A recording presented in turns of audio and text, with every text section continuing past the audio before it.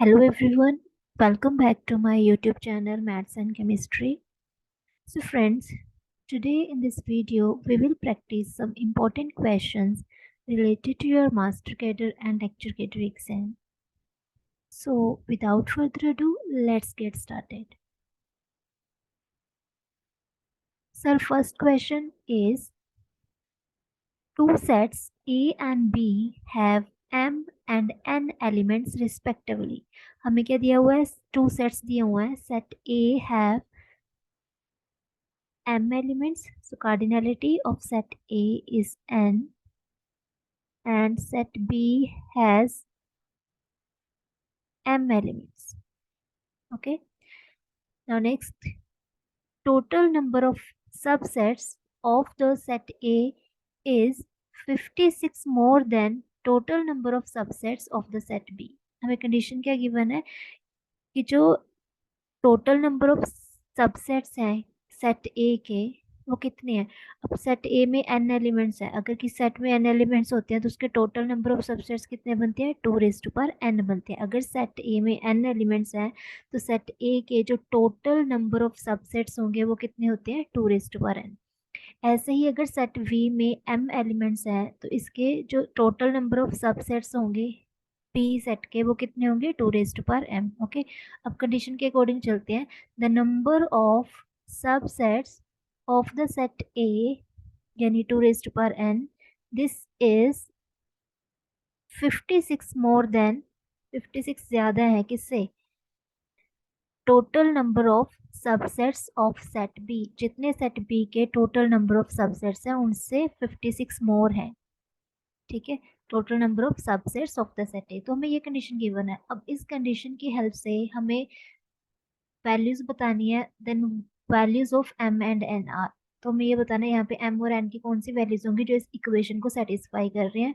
तो आपके पास two options हैं यहाँ पे. या तो बाय ऑप्शन कर लो इसको, जैसे एम एंड एन की वैल्यू पूछिए, एम को आप 5 पुट करके देख लो, एन को 1 पुट करके देख लो, एम को 8, एन को 7. इस इक्वेशन में जो सेटिस्फाई कर गया वही आंसर होगा. ठीक है, अदरवाइज हम सॉल्व भी कर सकते हैं. इसको सॉल्व कैसे करेंगे? देखो, यहाँ पे 2 raised to power n है, इसको हम इधर ले आते हैं. -2 raised to power m is equal to 56. अब बाई ऑप्शन भी जा सकते हो. अब इसमें से हमने क्या किया? 2 raised to power m common निकाल लिया. तो यहाँ पे कितना आएगा? 2 raised to power n minus m minus 1 is equal to 56. अब ये तो है 2 की पावर, और यहाँ पे देखो 2 raised to power 2 की कुछ पावर है, तो ये तो इवन नंबर हुआ. इवन में से 1 सब्ट्रैक्ट करोगे तो ऑड नंबर होगा. तो यहाँ पे ये ऐसे बन रहा है ना, ये इवन नंबर है, ये ऑड नंबर है. ठीक है, तो हम राइट हैंड साइड पे भी क्या करते हैं, इसको ऐसे फैक्टराइज कर लेते हैं कि इसका इवन पार्ट अलग निकाल देते हैं 2 की पावर वाला, और बाकी का जो ऑड नंबर होगा वो अलग. तो 8 7 सा 56, तो 8 को हम लिख सकते हैं 2 raised to power 3 इंटू 7. ठीक है, ये 56 बन रहा है. अब इनका कंपैरिजन कर देते हैं. 2 raised to power m is equal to 2 raised to power 3. यहाँ से 2 की पावर जो थी वो 2 की पावर से इक्वेट कर दी, और ये जो हमारा नंबर है 2 raised to power n minus m minus 1, ये वाला, this is equal to 7. Right, तो अब यहाँ से बेस सेम है तो यहाँ पे पावर्स भी इक्वल होंगी. तो m की वैल्यू हमारे पास कितनी आ चुकी है? 3. m की वैल्यू कितनी आ चुकी है हमारे पास? 3. तो अब तो ऑप्शंस में क्लियरली दिख रहा है 3 तो यहीं पे पड़ा है, यही आंसर हो सकता है. बाकी ये तो आंसर्स फिर डिस्कार्ड ही हो जाएंगे. अगर m की वैल्यू हमारी यहाँ पे 3 है तो ये बन जाएगा हमारा 2 raised to power n minus 3 is equal to 7 plus 1. ये 1 इधर चला गया, तो 2 raised to power n minus 3 is equal to, ये 8 है, 8 को हम लिख सकते हैं 2 raised to power 3. तो यहाँ पे बेस सेम है, पावर्स इक्वल हो जाएंगे, तो n-3 इज इक्वल टू 3. तो n की वैल्यू यहाँ से कितनी आ गई? 6. तो जो m और n की वैल्यूज हमारे पास आ रही हैं वो आ रही हैं 3 and 6. m is 3 and n is 6. तो हमारा आंसर क्या होगा यहाँ पे? Option C is the right answer.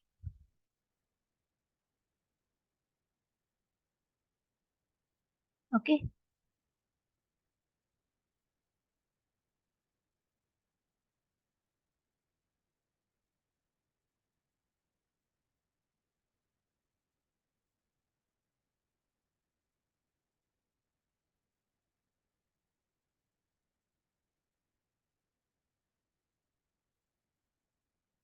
हाँ जी, next question. Which one of the following is a null set? हमें इसमें से नल सेट बताना है। नल सेट मतलब एम्प्टी सेट कौन सा है। ठीक है, तो यहाँ पे देखो ये बोल रहा है इस सेट में जो फर्स्ट वाला ऑप्शन है इसमें वो बोल रहा है एक्स बिलोंग्स टू आर, वो वाले रियल नंबर्स आएंगे which are greater than zero और x is less than zero. वो वाले एक्स इस सेट में आएंगे जो ग्रेटर देन जीरो या फिर और x is less than zero. और का मतलब होता है यूनियन। तो जब यूनियन की बात होती है तो ये वाले नंबर्स भी सेट में होंगे जो जीरो से ग्रेटर होंगे, ये वाले नंबर्स भी होंगे जो जीरो से लेस होंगे, और है ना, दोनों नंबर्स भी होंगे इसमें, है ना। तो इसमें सिर्फ ये जो सेट है this is equivalent to minus infinity to zero. Zero included नहीं है, बस उसने जीरो नहीं बोला, जीरो से ग्रेटर वाले भी आएंगे, जीरो से लेस वाले भी आएंगे। तो ये वाला सेट है जो फर्स्ट ऑप्शन में दिया गया है, और मतलब यूनियन। तो ये तो नल सेट है नहीं, इसमें तो कितने ही एलिमेंट्स है ना, तो ऑप्शन ए जो है वो हमारा आंसर नहीं हो सकता है। सेकंड, अगर बी सेट को देखें इसमें वो कहता है वो वाले रियल नंबर आएंगे जो इस इक्वेशन को सेटिस्फाई कर रहे हैं। वो वाले रियल नंबर जो आप थ्री में प्लस करो आंसर थ्री दे, कौन सा रियल नंबर होगा? जीरो। सॉल्व कर लो इस इक्वेशन को, तो एक्स की वैल्यू जीरो। तो जो बी ऑप्शन है इस सेट में हमारे पास जीरो एलिमेंट पड़ा है, तो ये तो एम्प्टी सेट नहीं हुआ, इसमें एक एलिमेंट तो है ना। तो ये ऑप्शन भी हमारा डिस्कार्ड हो जाएगा। हमें बताना है नल सेट यानी एम्प्टी सेट। और सी ऑप्शन क्या कहता है? वो वाले रियल नंबर्स आएंगे जिनकी वैल्यू या तो वन हो, वन से greater, and x is less than equal to one. And होता है इंटरसेक्शन। तो हमारे पास ये टू सेट्स हैं, एक में वैल्यूज है एक्स की वैल्यू क्या है, या तो वन है या वन से ग्रेटर, मतलब इन्फिनिटी की तरफ जाएगी। एंड होता है इंटरसेक्शन। सेकंड वाला क्या कहता है ऑप्शन, कि वो वाली वैल्यूज जो वन के इक्वल भी हो और वन से लेस हो, तो ये आ जाएगा माइनस इन्फिनिटी टू वन। तो इनका जो कॉमन आंसर होगा, इंटरसेक्शन का मतलब होता है कॉमन पार्ट इसका आंसर होगा। तो कॉमन पार्ट हम निकाल लेते हैं। यहाँ पे पड़ा है हमारा वन, सपोज, है ना। ये है वन टू इन्फिनिटी वाला सेट, फर्स्ट वाला इधर जा रहा है, और ये है वन टू माइनस इन्फिनिटी। तो इनमें कॉमन पॉइंट कौन सा आ रहा है? वन दोनों में ही पड़ा है ना। ये वाले पॉइंट्स तो यहाँ नहीं है, कॉमन निकालना है बस इनका इंटरसेक्शन, तो वो तो सिर्फ वन आएगा, वन ही है। इसमें वन पड़ा है, इसमें वन पड़ा, बाकी और कोई भी पॉइंट कॉमन नहीं है, बाकी सब इधर जा रहे हैं वन से, और ये वाले इधर जा रहे हैं। तो ऑप्शन सी जो है हमारा वो भी डिस्कार्ड हो जाएगा, तो बचा क्या? ये हमारा आंसर होगा। Option D is correct answer. Otherwise आप इसको सॉल्व भी कर सकते हो। देखो ये कहता है वो वाले रियल नंबर्स आएंगे जो इस इक्वेशन को सेटिस्फाई कर रहे हैं। तो x square is equal to minus one हो जाएगा। ये तो x is equal to plus minus iota आ रहा है, तो ये तो रियल नंबर बन ही नहीं रहा। ऐसा कोई भी रियल नंबर नहीं है जो आप यहाँ पे पुट करोगे माइनस वन आंसर दे दे। तो ये सेट जो है वो हमारा क्या होगा? नल सेट होगा, empty set. So this is our correct option. Option D is correct answer है। हाँ जी, next question is, if A is a set which contains x that satisfies the equation x square minus 1 is equal to 0। हाँ जी, ए set में हमें क्या दिया गया? वो वाले एलिमेंट्स आएंगे जो इस इक्वेशन को सेटिस्फाई कर रहे हैं। X square minus one is equal to zero. तो निकाल लेते हैं सॉल्व करके। X square minus one is equal to zero means x square is equal to one, यानी x is plus minus one. तो जो ए सेट है उसमें हमारे एलिमेंट्स पड़े हैं plus one and minus one. Similarly B set जो है हमारा, उसमें कैसे एलिमेंट्स हैं जो इस इक्वेशन को सेटिस्फाई कर रहे हो? quadratic x square minus 2x plus 1 is equal to 0। This is nothing but x minus 1 the whole square is equal to 0। इसको सॉल्व करोगे ये बन जाता है ना। तो यहाँ से क्या आएगा? x minus one is equal to zero, तो x is equal to one. तो a सेट में हमारे पास पड़ा है one and minus one, and b set में हमारे पास वैल्यू कितनी है? वन। तो हमें बतानी है कि a इंटरसेक्शन b किसके इक्वल आया है आंसर। a इंटरसेक्शन b हमारे पास किसके इक्वल आएगा? इन दोनों में कॉमन क्या है? वन है ना, और वन को हम बी भी लिख सकते हैं, तो A intersection B is equal to B. ये तो ऑप्शन में ही नहीं पड़ा। A intersection B is equal to A, तो यहाँ से हम ये डिस्कार्ड कर सकते हैं। कहता है ए इंटरसेक्शन बी एम्प्टी आया, नहीं हमारा तो वन आया है, तो ये डिस्कार्ड हो गया। उसके बाद next option A union B करके देख लेते हैं। ए यूनियन बी, अगर आप ए और बी की यूनियन करते हो तो वन एंड माइनस वन दोनों ही सेट्स के एलिमेंट्स आ जाते हैं ना यूनियन में, वन एंड माइनस वन। तो ये किसके इक्वल आया? वन एंड माइनस वन, ये तो ए सेट के ही इक्वल आ गया ना। तो ए यूनियन बी जो है हमारा वो ए के इक्वल आ रहा है। ये कहता है ए यूनियन बी फाई है, ये गलत हो जाएगा। A union B is equal to A, so option D is correct answer है।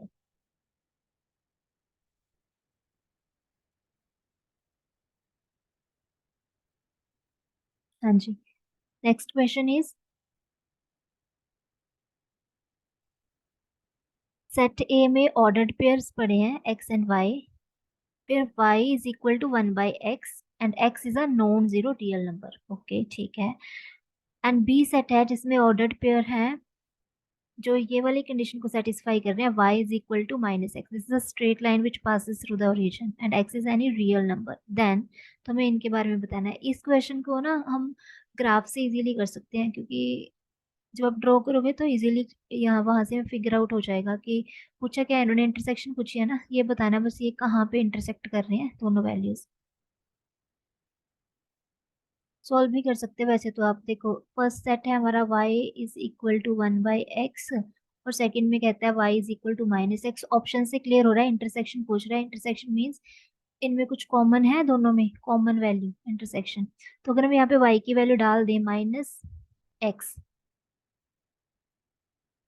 इंटरसेक्शन निकालनी होती है तो हम दोनों इक्वेशंस को सॉल्व कर देते होते हैं ना। तो यहाँ से कितना आ जाएगा, -x² इज इक्वल टू 1, यानी x² इज इक्वल टू -1। तो ये जो हमारे एक्स वाई हैं ये रियल नंबर्स हैं। तो कोई ऐसा रियल नंबर बता सकते हो जो जिसका स्क्वायर करने पे नेगेटिव आंसर आ जाए, रियल नंबर का स्क्वायर करने पे नेगेटिव आंसर आ जाए? कोई भी रियल नंबर ऐसा नहीं होता, यानी इस इक्वेशन का क्या आएगा, नो सॉल्यूशन।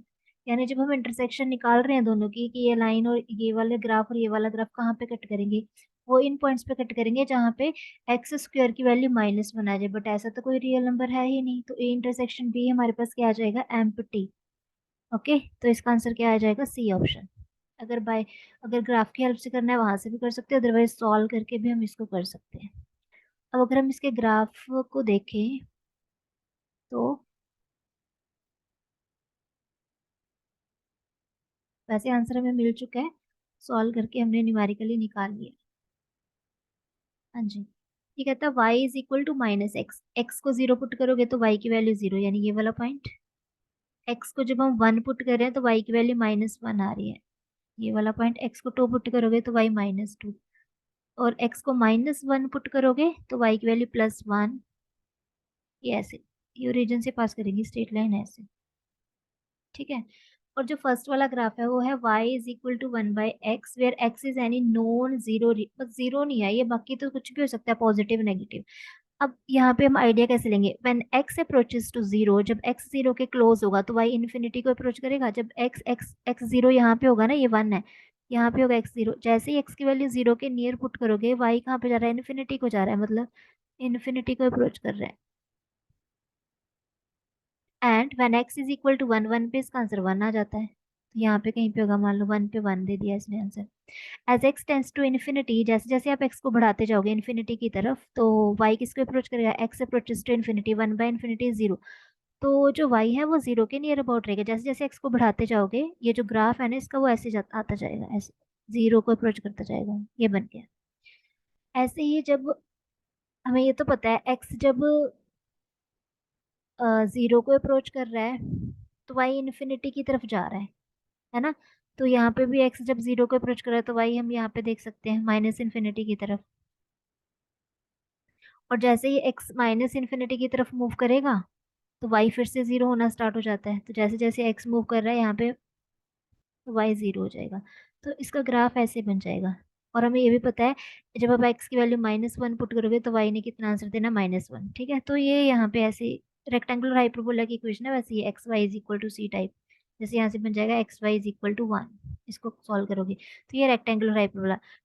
फर्स्ट का ग्राफ ये और ये वाली ब्रांचेस है, सेकेंड सेट का ग्राफ ये वाला जा रहा है, कहीं पे ये इंटरसेक्ट कर रही हैं दोनों ब्रांचेस, बिल्कुल भी नहीं कर रही हैं, तो ए इंटरसेक्शन बी हमारा क्या आ जाएगा, एम्प्टी सेट आ जाएगा। कभी भी आपको ऐसी इक्वेशन दिखे y is equal to 1/x तो ये बन जाता है x y is equal to 1, तो ये रेक्टेंगुलर हाइपरबोला की इक्वेशन होती है, ये ऐसे ही ड्रॉ होता है, इधर आएगा क्वेश्चन, ठीक है। अगर यहाँ पे नेगेटिव नंबर होगा फिर उसके अकॉर्डिंग ये वाली फिगर चेंज हो जाती है, इधर बन जाएगा। आई होप ये क्वेश्चन आपको क्लियर हो गया होगा। चलिए मूव करते हैं नेक्स्ट क्वेश्चन की तरफ।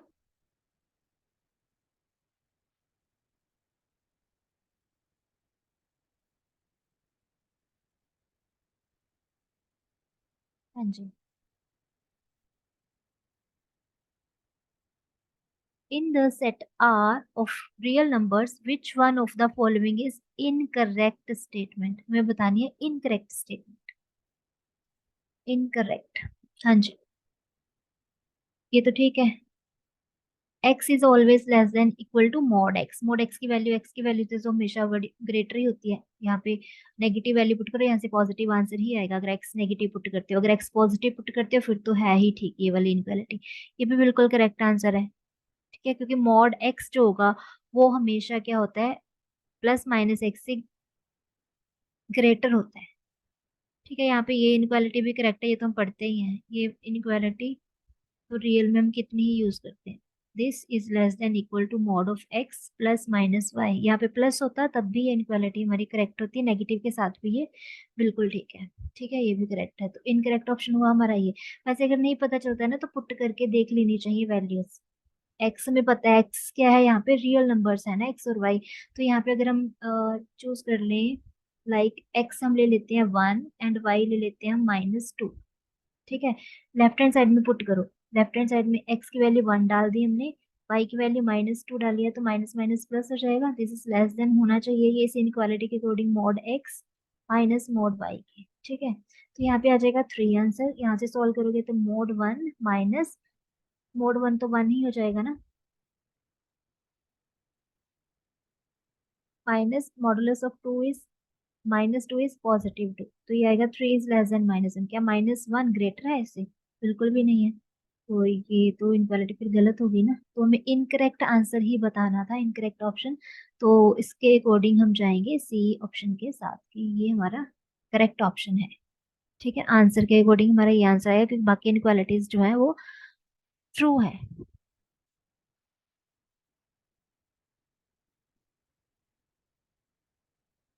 हाँ जी. Next question is the set R positive of positive real numbers. ये जो आर प्लस है this is the set of positive real numbers. मतलब पॉजिटिव रियल नंबर्स है, नॉन नेगेटिव, जीरो को इंक्लूड नहीं किया है. तो आर प्लस में ये कैसे एलिमेंट्स आएंगे, जीरो को इंक्लूड नहीं किया, जीरो टू इन्फिनिटी. नेगेटिव तो लेने नहीं है क्योंकि ये बोला है set of positive real numbers. तो ये दिया हुआ हमें आर प्लस. क्या बताना है इसके बारे में, ये बाउंडेड अबव है, बाउंडेड अबव बिल्कुल भी नहीं है, तो इन्फिनिटी की तरफ जा रहा है. बाउंडेड अबव का मतलब होता है इस सेट का हर एक एलिमेंट क्या एक फानाइट नंबर से छोटा आ रहा है. बिल्कुल नहीं, है तो इन्फिनिटी की तरफ जा रहा है. क्या ये सेट फानाइट है? नहीं, इनफानाइट नंबर ऑफ एलिमेंट्स है. क्या ये सेट काउंटेबल है? बिल्कुल भी नहीं है, ये तो अनकाउंटेबल सेट है. इंटरवल्स जो होती है वो अनकाउंटेबल सेट होती है. ठीक है, तो ये अनकाउंटेबल सेट है. ये भी कटा, ये भी कटा ऑप्शन. ये वैसे ही कट गया, ये कहता बाउंडेड अबव है. बाउंडेड अबव तो ये है ही नहीं, बाउंडेड बिलो है बिल्कुल. बाउंडेड बिलो के लिए क्या चाहिए होता है कि सेट का हर एक एलिमेंट एक पर्टिकुलर नंबर से बड़ा हो, फाइनाइट नंबर से बड़ा हो. बिल्कुल ठीक है, यहाँ पे सारे के सारे जो भी आंसर्स हैं वो अभी कह सकते हैं -1 से तो बड़े हैं ना.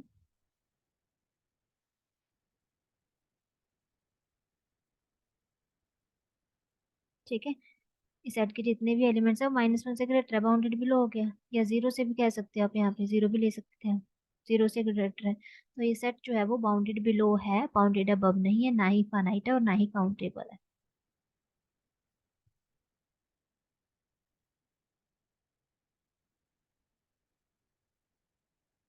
हाँ जी. Next question is between any two distinct real numbers there are. अब कोई भी दो रियल नंबर चूज कर लो, कोई भी.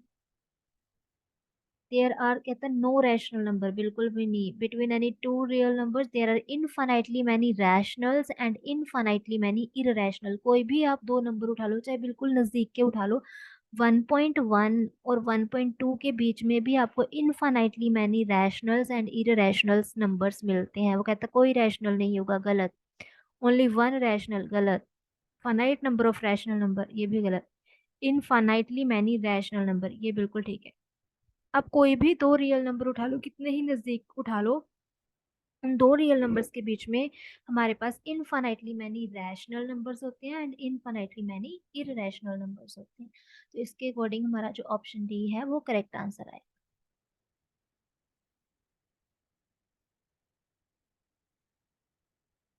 हाँ जी. Next question is which one of the following statement is incorrect, हमें बताना है इनकरेक्ट ऑप्शन इनमें से।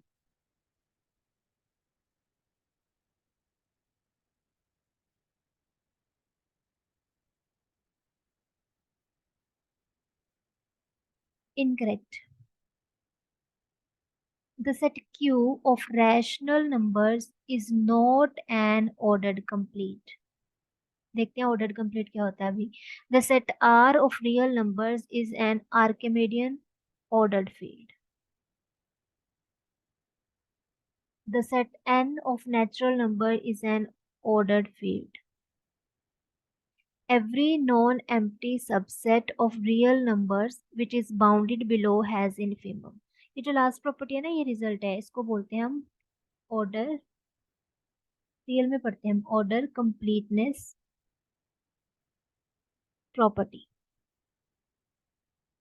जो आर होता है ना वो ऑर्डर्ड कंप्लीट होता है, क्योंकि आर फील्ड भी होता है तो हम इसको ऐसे बोल देते होते हैं ordered complete field.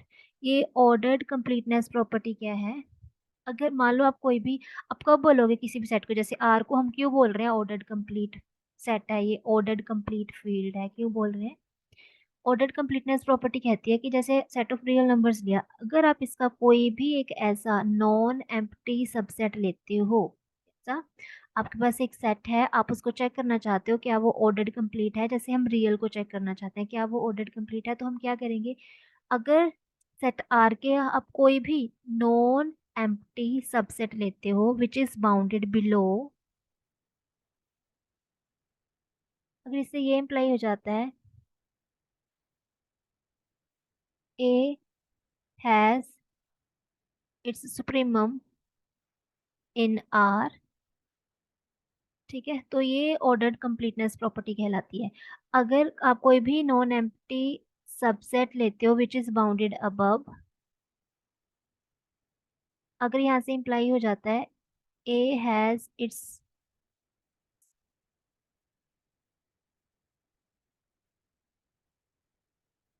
Bounded below के लिए, सॉरी यहाँ पे मैंने लिखा है बाउंडेड बिलो, बाउंडेड बिलो के लिए चेक करना होता है इनफिमम, और यहाँ पे लिखा है अगर ए ऐसा नॉन एम्प्टी सबसेट है आर का which is bounded above and A has its supremum in R, then R is set to be ordered complete. ठीक है, तो ये तो हमें क्लियर है ना, रियल नंबर में रियल का आप कोई भी सबसेट ले लो नॉन एम्प्टी सबसेट जो बाउंडेड बिलो होगा तो उसका इनफिमम हमें हमेशा आर में मिल ही जाएगा। ठीक है, आर का आप सबसेट ले लो जो बाउंडेड अबव हो तो उसका सुप्रीमम भी हमें आर में पक्का मिल ही जाएगा, क्योंकि आर में सभी नंबर्स पड़े होते हैं, रियल का ही सबसेट ले रहे हो तो इन सेट्स के सुप्रीमम और इनफिमम जो होंगे वो अगर एग्जिस्ट कर रहे हैं तो सेट में ही होने चाहिए, तो ऐसे सेट को आप ऑर्डर कंप्लीट बोलते हैं। तो आर में तो हमें ऐसी कोई प्रॉब्लम आती नहीं है, आर में तो मिल जाते होते हैं।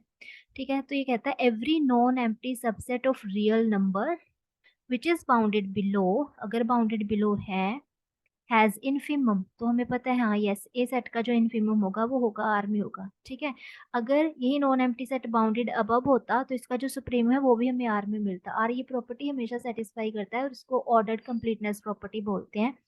तो ये तो ट्रू ट्रू है, हमें बतानी है इनकरेक्ट स्टेटमेंट। ठीक है, तो ये तो ऑप्शन हो नहीं सकता। ऐसे ही अगर आप यहाँ पे क्यू को देखो, वो कहता है the set Q of rational number is not ordered complete. जैसे आर ऑर्डर्ड कंप्लीट क्यों बना, क्योंकि अगर आर का आप कोई भी नॉन एम्प्टी सबसेट लेते हो अगर वो बाउंडेड बिलो है तो उसका इनफीमम हमें आर में मिल जाता है, अगर आप आर का कोई भी नॉन एम्प्टी सबसेट लेते हो जो बाउंडेड अबव है तो उसका सुप्रीमम हमें आर में मिलता है। ठीक है, तो तब जाके आर जो है हमारे पास वो ऑर्डर्ड कंप्लीट सेट बनता है। ठीक है, ऑर्डर्ड कंप्लीटनेस जो प्रॉपर्टी है उसको सेटिस्फाई कर रहा होता है।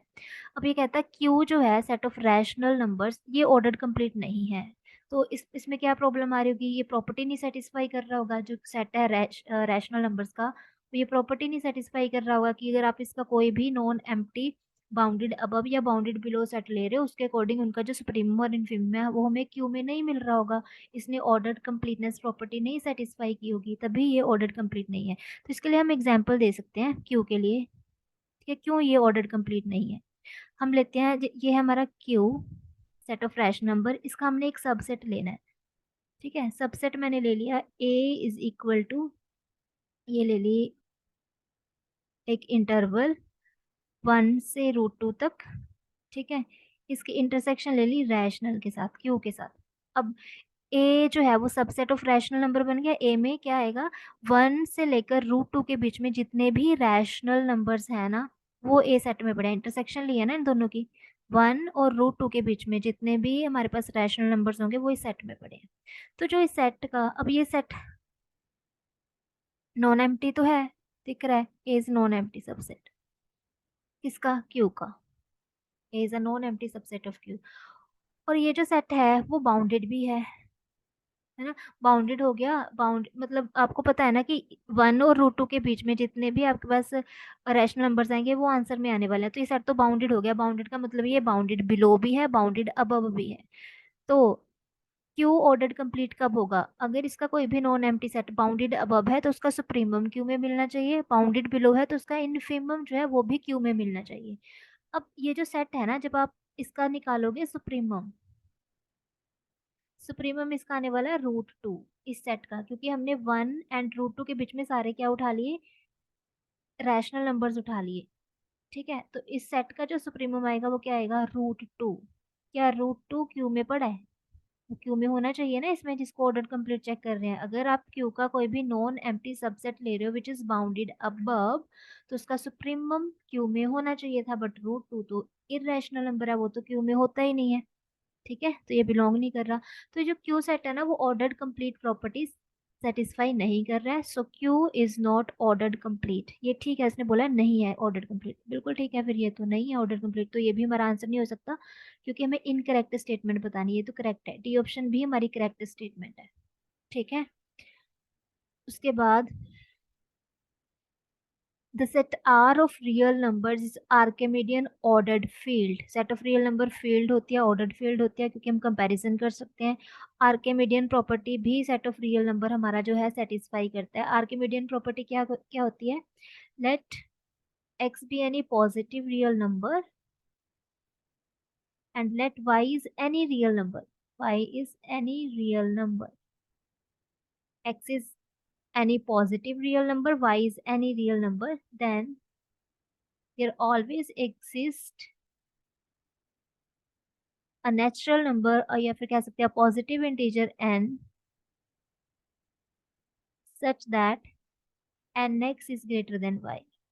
तो ये रियल नंबर्स के लिए ये प्रॉपर्टी हमेशा होल्ड करती है कि आप कोई भी पॉजिटिव रियल नंबर ले लो, पहले चूज कर लो, और y आप कोई भी रियल नंबर चूज कर लो, तो आप हमेशा एक ऐसा इंटीजर्स ढूंढ पाओगे, एक ऐसा पॉजिटिव इंटीजर ढूंढ पाओगे जब आप nx करोगे, यानी हम क्या कर रहे हैं, x को n टाइम्स ऐड कर रहे हैं, आप उस नंबर को nx को y से बड़ा बना लोगे। y कुछ भी रियल नंबर हो सकता है, जैसे सपोज करो x हमने ले लिया 1/2 और y मैंने ले लिया 100, ठीक है।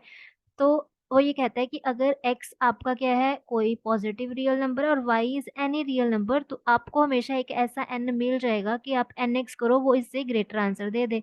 बिल्कुल, आप n यहाँ पे चूज कर लो, हम कितना चूज कर लेते हैं, 300 चूज कर लेते हैं, तो जब हम nx निकालेंगे तो वो कितना आएगा, nx, n और x को मल्टीप्लाई करो 150 विच इज ग्रेटर देन 100, ठीक है। तो हमेशा रियल में तो हमें ये प्रॉपर्टी हमेशा होल्ड करी जाएगी, ये आर्किमिडियन प्रॉपर्टी होती है। तो सेट ऑफ रियल नंबर जो होता है वो आर्किमिडियन प्रॉपर्टी सेटिस्फाई करता है। ऑर्डर्ड फील्ड क्यों बोल रहे हैं, ऑर्डर्ड मीन्स इसमें नंबर का कंपैरिजन किया जा सकता है, एंड फील्ड आर जो होता है वो फील्ड तो होता ही है। तो ये भी हमारे पास जो है वो करेक्ट स्टेटमेंट है। तो बचा क्या हमारे पास, the set N of natural number is an ordered complete. ये कहता है सेट ऑफ रैशनल जो है वो तो ऑर्डर कंप्लीट होता नहीं, सेट ऑफ नेचुरल नंबर कैसे हो जाएगा। सेम एग्जांपल ले सकते हैं, यहाँ पे एन कर दो, क्यू की प्लेस पे एन, तो उसमें भी √2 आ जाएगा सुप्रीम, बट √2 तो सेट ऑफ नेचुरल नंबर को बिलोंग ही नहीं करता है। तो हमारा ये कहता है ये ऑर्डर कंप्लीट है, बट ये ऑर्डर कंप्लीटनेस की प्रॉपर्टी सेटिस्फाई नहीं कर रहा है सेट। तो जो ऑप्शन सी है वो यहाँ पे इनकरेक्ट स्टेटमेंट है, तो यही हमारा राइट आंसर होगा यहाँ पे।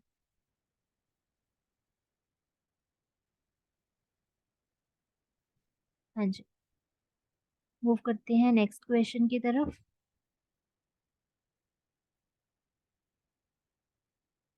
विच one of the following sets is countable. Countable set बताना है हमने। हमें ये पता है set of natural number, set of rational numbers, set of integers, ये जो सेट होते हैं वो क्या होते हैं, काउंटेबल होते हैं। Set of irrational numbers, set of rational numbers, irrational को हम ऐसे भी लिख सकते हैं रैशनल माइनस क्यू, ये जो सेट होते हैं वो अनकाउंटेबल होते हैं। ठीक है। और उसके बाद जो सेट ऑफ ट्रांसीडेंटल्स नंबर्स होते हैं वो भी अनकाउंटेबल में आते हैं। ये आपको रिजल्ट्स पता होने चाहिए। सेट ऑफ ट्रांसीडेंटल नंबर्स ये भी अनकाउंटेबल में आते हैं। और सेट ऑफ अलजेब्राइक नंबर्स जो होता है वो काउंटेबल में आते हैं। ठीक है, ये काउंटेबल में आते हैं। तो वो कहता है काउंटेबल सेट बताओ, ये इररेशनल बोल रहा है, the set of all irrational numbers, but irrational number तो अनकाउंटेबल होते हैं, ये ऑप्शन गया। The set of transcendental number ये भी अनकाउंटेबल होते हैं। The set of algebraic number ये काउंटेबल होते हैं, ये ऑप्शन हमारा बनेगा। ठीक है, ये करेक्ट आंसर है। ये इनकरेक्ट क्यों है? The set of all sequences of natural number, sequence क्या होती है? सीक्वेंस एक फंक्शन होता है from the set of natural number to, जिसकी domain set of natural number होती है, और को डोमेन जो होती है वो सेट ऑफ रियल नंबर भी हो सकता है, सेट ऑफ कॉम्प्लेक्स नंबर भी हो सकता है, मतलब any set subset of R और सी यहाँ पे हो सकता है। ठीक है, एनी सबसेट ऑफ आर और सी। अगर यहाँ पे आर होता है तो हम उसको रियल सीक्वेंस बोलते हैं, अगर यहाँ पे एंट्रीज कॉम्प्लेक्स हो तो हम इसको कॉम्प्लेक्स सीक्वेंस बोलते हैं। अब यहाँ पे उसने बोला है the set of all sequences of natural numbers, मतलब जो आंसर्स आएंगे इस फंक्शन के वो नेचुरल नंबर ही होने चाहिए। तो हमें वो फंक्शंस बतानी है N to N, set of natural number to set of natural number, ये काउंटेबल है या अनकाउंटेबल है। अब जो सेट ऑफ नेचुरल नंबर होता है इसकी कार्डिनलिटी क्या होती है? Elf note, elf note. तो यहाँ पे हमें ये पता है ना कि अगर हमारा सेट हो ए टू बी, तो ए से बी तक हम टोटल कितने फंक्शंस डिफाइन कर सकते हैं? जितने बी में एलिमेंट्स हैं रेज्ड टू पावर जितने ए में एलिमेंट्स हैं, इतने फंक्शंस डिफाइन कर सकते होते हैं हम, total number of function from the set A to set B.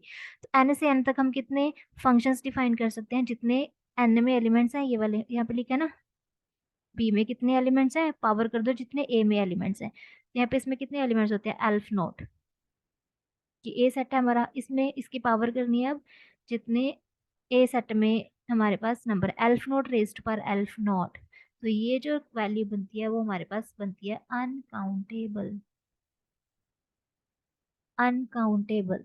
क्योंकि ना ये ऐसे होता है, एल्फ नोट की कुछ भी पावर करते रहो, फनाइट पावर, फनाइट पावर 1 2 3 4 5, तो ये काउंटेबल रहता है।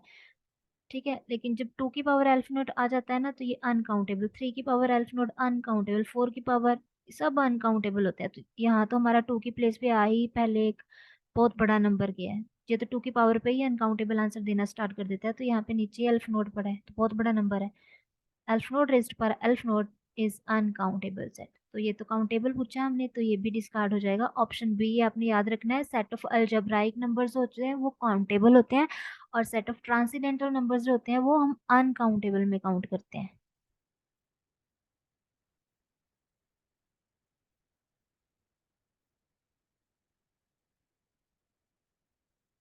हाँ जी। Next question is the arithmetic mean between pth and qth terms of an AP, हमें एक एपी लेनी है जिसका जो कंडीशन कैसे सेटिस्फाई कर रहे हो, the arithmetic mean between pth and qth term of the AP is equal to arithmetic mean between rth and sth term of the AP, then p plus q बताओ क्या होगा। इसकी इसे इस क्वेश्चन को हम एग्जांपल से कर लेते हैं। एग्जांपल हम एक एपी ले लेते हैं, देखो एपी हमने सिंपल सी ले ली 1 2 3 4 5 6, ऐसे ये एपी सीरीज है, एपी ले ली। पीएथ टर्म एंड क्यूएथ टर्म का जो एपी है वो किसके इक्वल है? वो कहता है आरएथ एंड एसएथ टर्म के एपी के इक्वल है। एपी हम ये ले लें 2 और 6 ये वाले टर्म्स ले लेते हैं, ये पीएथ टर्म ले लेते हैं, ये क्यूएथ टर्म ले लेते हैं। पीएथ टर्म 2 है, क्यूएथ टर्म हमारी 4 है। इनका जब हम अर्थमेटिक मीन निकालेंगे पीएथ एंड क्यूएथ टर्म का, तो कितना आएगा? 2 + 4 डिवाइडेड बाई 2 यानी 3 आ गया, 6/2 इज 3। तो हमने पीएथ एंड क्यूएथ टर्म का अर्थमेटिक मीन निकाला, वो कितना आ रहा है? 3 आ रहा है। अब वो कहता है कि जो पीएथ एंड क्यूएथ टर्म का एपी है वो इक्वल होगा किसके? Arithmetic mean between rth and sth term of the AP. अब यहाँ से 2 टर्म्स और ढूंढ लो जिनका एपी कितना आ रहा हो? 3 आ रहा हो। ये देखो ये 5 पड़ा है, ये 1 पड़ा है, अगर हम इनका अर्थमेटिक मीन निकालेंगे 5 + 1 इज 6, 6 को 2 से डिवाइड करोगे 3 आ जाएगा। तो हम आर ये ले लेते हैं, एस ये ले लेते हैं, तो आर एथ टर्म हमने, ये हमारी आर ले लिया हमने 1 यानी फर्स्ट टर्म, एंड एसथ टर्म की बात कर रहा था, वो हमने क्या ले लिया, first second third fourth fifth term. ठीक है, तो ये हमारे पास वैल्यूज आ गई हैं। अब इनसे हम ऑप्शन सेटिस्फाई करवा लेते हैं। तो उसने वैल्यू पूछी है पी प्लस क्यू की, तो ये वैल्यूज के अकॉर्डिंग हमारे पास पी प्लस क्यू कितना आने वाला है, 6 आने वाला है। तो पी प्लस क्यू की वैल्यू आई है हमारे पास 6। तो ऑप्शंस में देख लेते हैं कौन हमें 6 आंसर दे रहा है, वही हमारा राइट आंसर हो जाएगा। फर्स्ट कहता है आर माइनस एस आएगा पी प्लस क्यू का आंसर। फर्स्ट ऑप्शन क्या कहता है, wait sorry,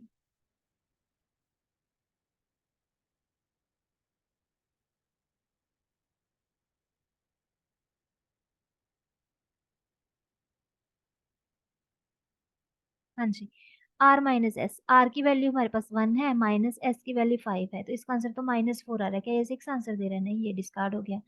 are plus S, are की वैल्यू कितनी है, आर की वैल्यू है 1 एंड एस की वैल्यू है 5, तो ये दे रहा है हमें 6 आंसर, मतलब ये बन सकता है। अभी जब भी आप एग्जाम्पल लेते हो ना, एग्जाम्पल की हेल्प से हमने ऑप्शंस डिस्कार्ड करने होते हैं। अगर 3 ऑप्शन डिस्कार्ड हो गए तो ऑब्वियस है जो बचा वो करेक्ट होगा, लेकिन अगर 2 ऑप्शन स्टार्ट हो करेक्ट हो जाते हैं तो फिर हमें आगे सोचना पड़ेगा, है ना।